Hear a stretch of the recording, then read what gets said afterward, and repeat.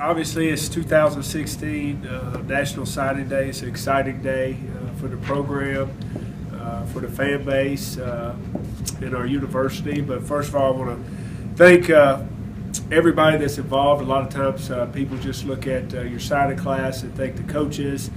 We're out there doing all the work, but it's been a tremendous effort from really everybody involved in the athletic department, starting from Joe Parker's office to compliance, to everybody on our floor, Jeff Martin and Leah Knight in the recruiting office, all our support staff, our interns have done an awesome job. Blanche Hughes, Vice President of Student Affairs, Dr. Alvin Bimper, everybody was on hand for every weekend that we had to make everybody feel at home. And you know what I think makes that special is those people are involved every day here, not just during the recruiting season. So I believe every kid and every parent, every mother, every father, grandfather, grandmother that came on campus got to see really what it was like to go to school here at Colorado State, that it wasn't just about football, that there's more to this place. And I think that's what makes Colorado State special. It's an awesome place to go to school. It's an awesome place to live. And there's awesome people that work here and support this university. So, you know, we'll get a lot of credit for the guys that we signed, but Colorado State, in my mind, sells itself. And really all I had to do was talk about Colorado State and everything great about this institution and this community. So it was fun. It was definitely a different experience than last year recruiting, when we basically had about 2.5 weeks to get to know kids and families. This started last year at this time, on this day, where we started calling kids. We started talking to kids, building relationships, and it went from that point on until right at the last minute, until we got the last facts. And it's actually going on a little bit right now as we're trying to close out the class. But it's an ongoing process where you get to know young men, you get to know their families, you get to know what's important to them. And you try to evaluate them on tape first, and to see if they can help you compete for championships, and then you evaluate what kind of person they are, what kind of character, what kind of integrity. Are they the type of young men that you want in your program to go to your university to represent you, to represent the name Colorado State? And I feel really comfortable about these young men and what they're going to bring to this university. I'm excited about the future. And I'm excited about working on the next year's class, because that's what it's about. It's about recruiting.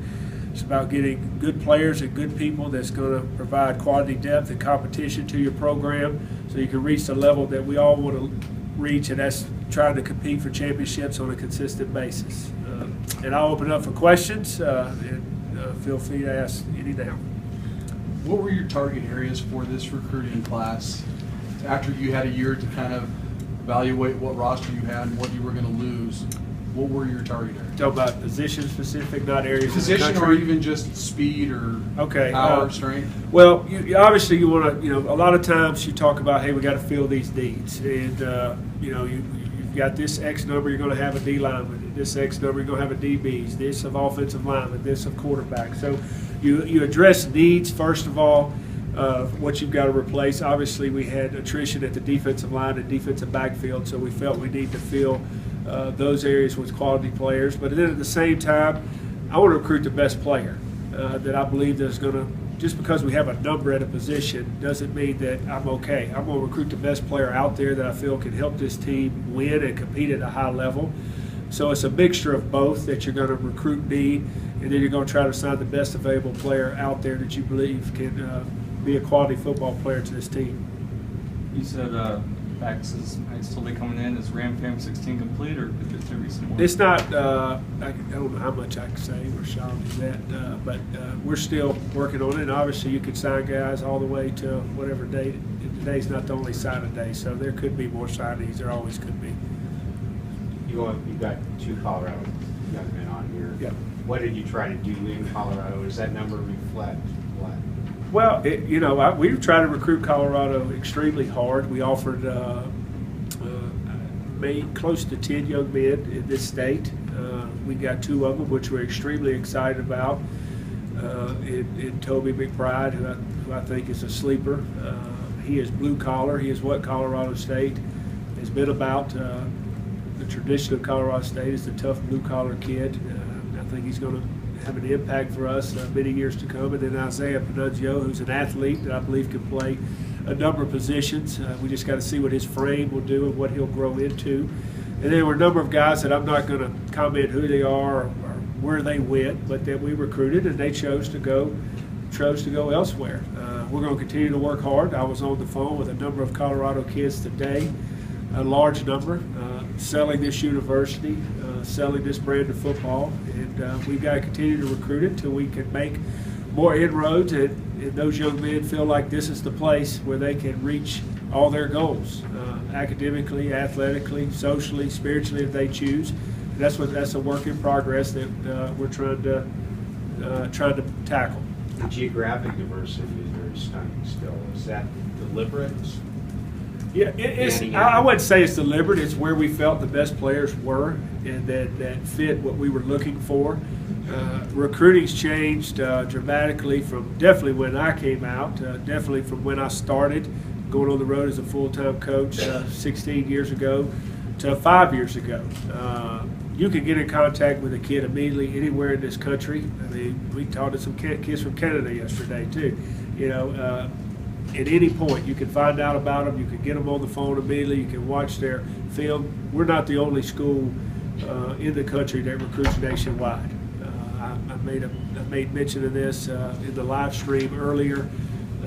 I was in Atlanta in December, I believe, and saw Boise State, Wyoming, Utah State, Air Force. I mean, I saw our whole conference in Atlanta, and I was debating whether to go to Atlanta. You know, you see every Pac-12 school in Atlanta. You're going to see every school in all the major cities across the country. You know, Los Angeles, Dallas, Houston, Atlanta, Miami. And we're going to go in those cities too and recruit. But we're always going to recruit our state first. When we go on the road, again in late April, early May, we'll hit our state first, and we'll hit every school and make sure that we turn over every rock to find out, you know, there's players that we feel are able to play at this university. Then we'll branch out from there. California and Texas have always been good to this university. We'll continue to recruit that area.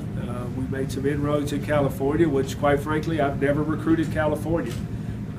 I've been out there a couple times to see some quarterbacks when I was at University of Georgia, but not like we did this year. It felt like we made some inroads there, and there were already some inroads made from previous relationships of guys that had played here at Colorado State. There's some coaches that coach in the California area.